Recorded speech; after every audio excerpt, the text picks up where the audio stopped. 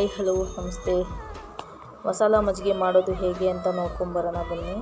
ಒಂದು ಜಾರ್ ತೊಗೊಳ್ಳಿ. ಜಾರಲ್ಲಿ ಕೊತ್ತಂಬರಿ ಸೊಪ್ಪು ಒಂಚೂರು, 1 ಇಂಚಷ್ಟು ಶುಂಠಿ, ಒಂದು 3-4 ಎಸಳು ಬೆಳ್ಳುಳ್ಳಿ, ಒಂದೇ ಒಂದು ಮೆಣಸಿನ್ಕಾಯಿ, ಖಾರ ಎಷ್ಟು ಬೇಕೋ ಅಷ್ಟು, ಸ್ವಲ್ಪ ಕರಿಬೇವು, ನೆಕ್ಸ್ಟ್ ಒಂದು ಸ್ವಲ್ಪ ಹುರಿದಿರೋ ಜೀರಿಗೆ ತೊಗೊಳ್ಳಿ, ನಾನು ಹುರ್ಕೊಂಡಿದ್ದೆ.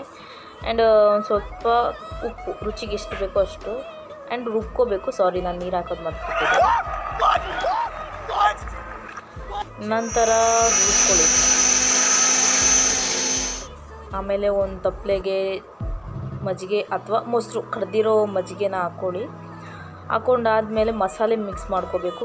ನಾನೊಂದು ಸ್ವಲ್ಪ ನೀರು ಜಾಸ್ತಿ ಹಾಕಿದ್ದೆ ಬಿಕಾಸ್ ಮಜ್ಜಿಗೆ ಸ್ವಲ್ಪ ಹುಳಿ ಇತ್ತು, ಹಾಗಾಗಿ ಮಜ್ಜಿಗೆಗೆ ಒಂಚೂರು ನೀರು ಹಾಕಿದ್ದೆ. ಆ್ಯಂಡ್ ಮಸಾಲೆ ಎಲ್ಲ ಹಾಕಿದ ಮೇಲೆ ಚೆನ್ನಾಗಿ ಮಿಕ್ಸ್ ಮಾಡ್ಕೊಳ್ಳಿ.